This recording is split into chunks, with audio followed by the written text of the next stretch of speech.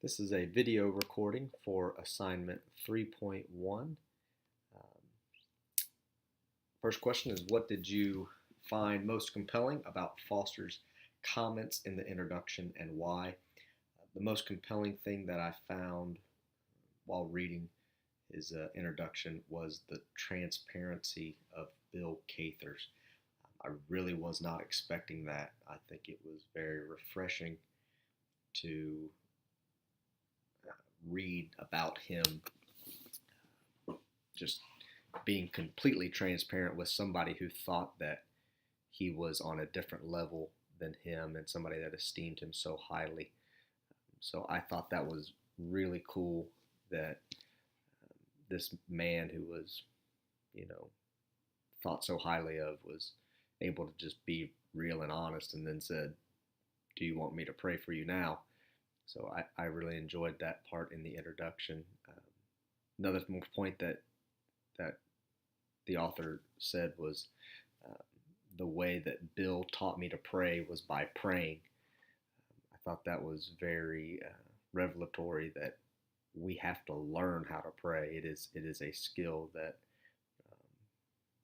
that only comes really by us doing it and working and praying consecutively.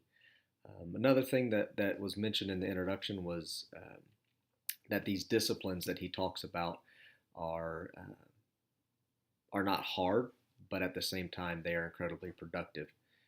It's not it's not anything that's overwhelming. It's not anything that is major. Um, but if you could stay disciplined in these four areas, then they will manifest themselves in ways that only um, we will be able to see through God and through the Holy Spirit. Um, the second question was, what do you find most compelling about what Foster describes as the inward disciplines and why? So he describes these four disciplines of meditation, prayer, fasting, and study. And each one of them kind of gave me a little bit of insight that I enjoyed. When talking about meditation, that is something that I do quite often. So um, I enjoyed what he said when he said Eastern meditation is an attempt to empty the mind, but Christian meditation is an attempt to fill the mind. I thought that was a great quote because that really speaks to um, exactly the purpose of our meditation as opposed to what other religions or other cultures use meditation for.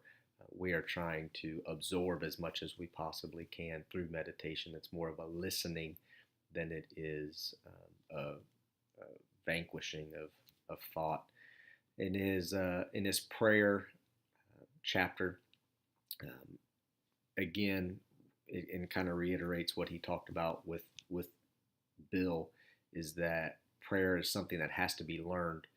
It doesn't just happen. It's very similar to somebody working out.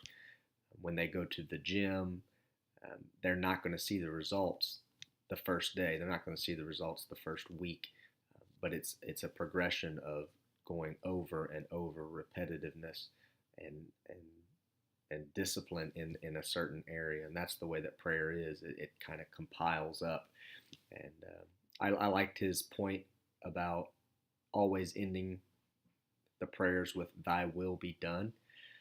It puts everything into perspective that I am praying, I'm seeking God, I am communing with God, but at the end of the day, I want Your will to be done over anything that I've ever asked for or tried to glean from You. In the fasting regard, I like the way that he said that a fast can actually reveal the things that control us, because when we are fasting, we are opening ourselves up to dying off of the flesh. And what is it that our flesh is craving? What is it that our flesh is desiring? And the only way you can really tell that is by leaving it off or fasting it. The last thing that I liked about fasting was he kind of talked about how it's not a commandment, but it is very much implied that we are to fast. And even when Jesus' words said, when you fast. So that implies that we are supposed to be doing it. So the last point and the last chapter was on study, and that's probably the one that I really hit home with. He had four um, points about study that were reflection, concentration, comprehension, and uh, ref- reflection. So repetition, concentration, comprehension, and reflection. The one that really hit home with me was comprehension.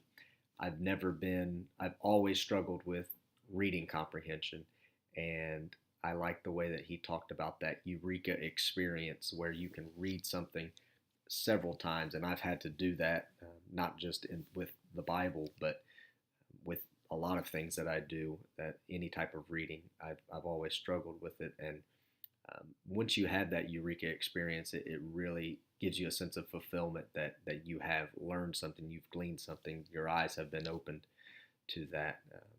One point that I was doing that he recommended, and I would recommend to anybody else, is to take a book of the Bible and read it um, throughout a month.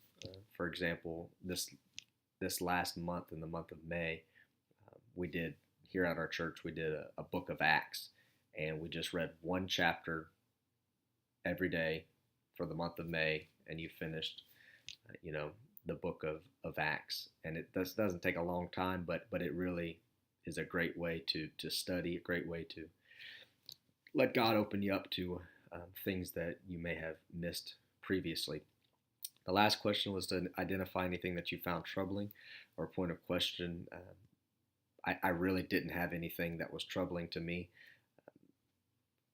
As in anything that I read, I'm always going to find the good and the bad, but I really don't hone in on the bad. So as I read the assignment, I really can't think of one thing that I went back that I read would need to be changed. So thank you.